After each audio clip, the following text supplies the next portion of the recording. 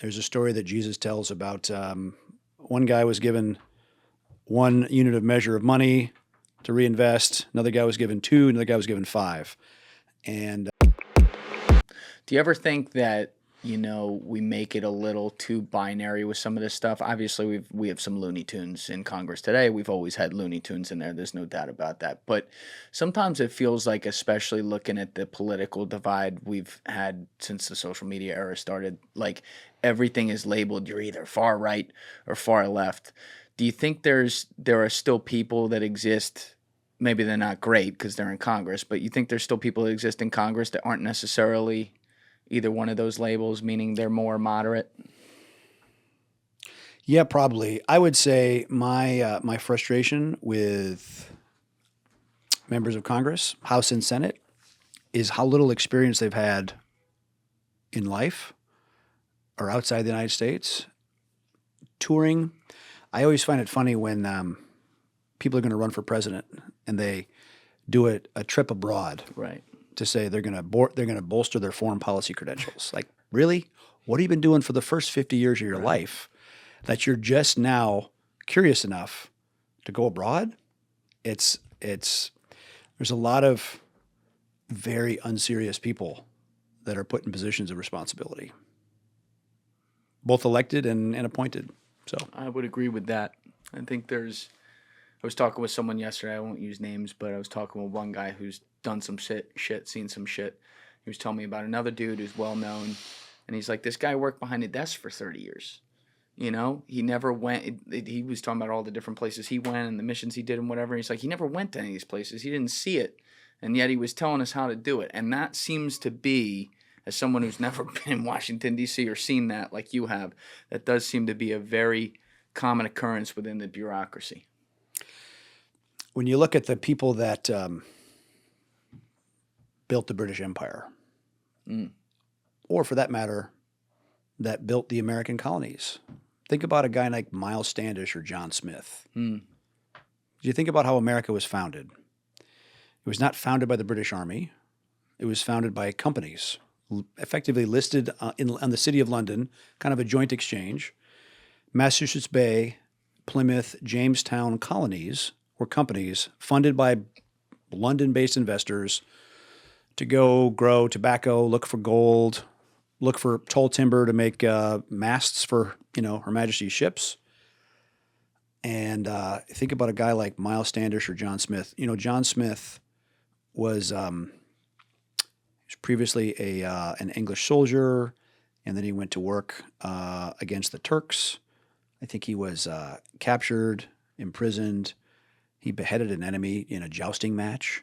In a jousting match? Yeah. I mean, Wow. Life experience. And then he signs on with the Jamestown Company, and he comes to found the Jamestown colony. And I think they clapped him in chains because he raised such a ruckus on the ship. And sure enough, he gets to Jamestown, he becomes the governor. There you go. Those are the kind of men that made America. Yeah. It's crazy. It wasn't that long ago either, 400 and some years, 60, Yeah. 1607. And then you even look at when we officially made the country. We're not even at 250 years yet. That blows my mind sometimes. These guys had the most simple concerns during the day to means of survival. How are we getting food on the table? Stuff like that. Yep. And now, we all live on this thing and have all these distractions in our face. It really puts it in perspective. Yep. When you study that stuff. I take it you are a student of history. Is that fair to say? Yeah. I'm a bit of a history geek. Were you a history geek growing up too? Yes. And I was also, driven by curiosity. Again, my dad was not, and mom was a school teacher.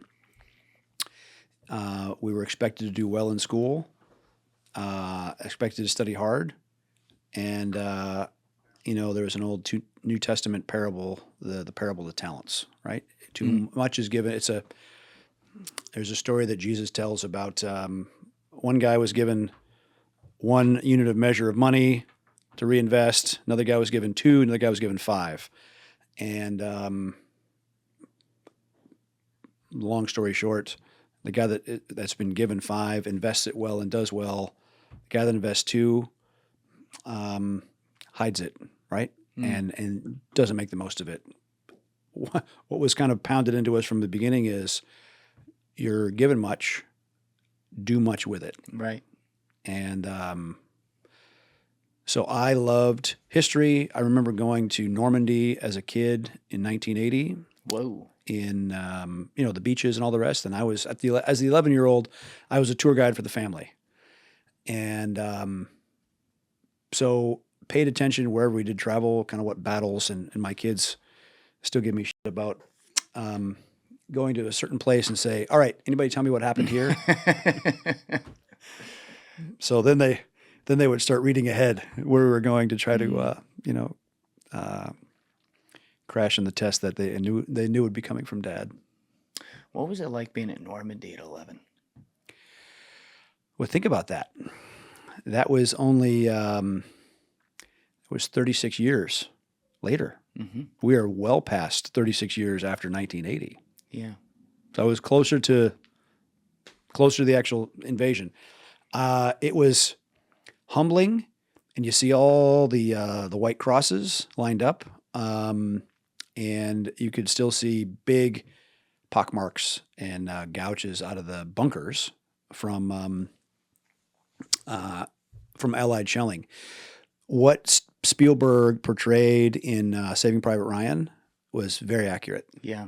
In terms of the concentration of fire, the fortifications, the pounding that area received, because there's still 50, 60-foot wide craters that are at least 15 foot deep from a 12-inch, 16-inch shell moving dirt. I had the great fortune of jumping in to the 75th anniversary, 2019, static lined out of an original C-47 that made the drop. Oh, in you 44. actually, you went. We literally jumped in. Whoa. And there was the guys from Horse Soldier Whiskey, the original SF team that went into Afghanistan, right? The Horse Soldiers. You saw that? There was that movie, 12 Strong. We're going to have a podcast coming about that in a few months, I think. Good. Yeah. They're cool guys. They're legit. But they sponsored a bird, and I got on there with a buddy of mine from the teams. And yeah, it was amazing. And we wore all period uniforms. Oh, you were in character too? Yep. And it was expected. And so even the vibe of 1,000 people getting loaded all in uniform at, 0400 that morning, it was pretty special. And then to jump in and land, and the crowds were amazing. And unfortunately, the grass was soft because jumping static line in your 50s can hurt, but it was good.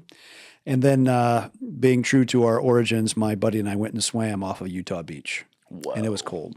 But it was a great experience and a great reminder. I can't even imagine the fear factor of riding that kind of aircraft across that level of ground fire with shit for navigation, flooded fields, and they did it. They just turned up and got it done. It's amazing. Thank you guys for checking out this clip. If you haven't already subscribed, please subscribe and hit the like button on this video. It is a huge, huge help. And if you'd like to check out this clip's full podcast episode, that link is in the description below or right here. And finally, you can follow me on Instagram and X by using the links in my description below.